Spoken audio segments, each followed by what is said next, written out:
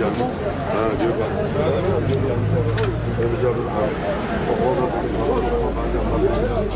Dağıtıyamız Teşekkür ediyoruz. Cenab-ı Allah'a aday tanıtım programımız var. Cenab-ı Allah yardımcınız inşallah. Kolay gelsin.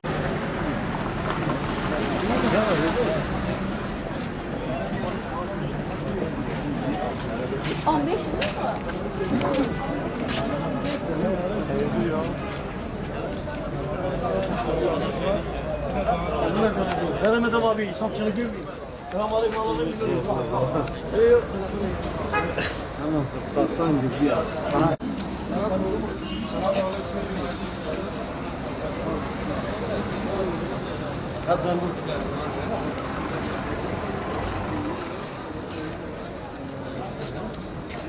Selamünaleyküm.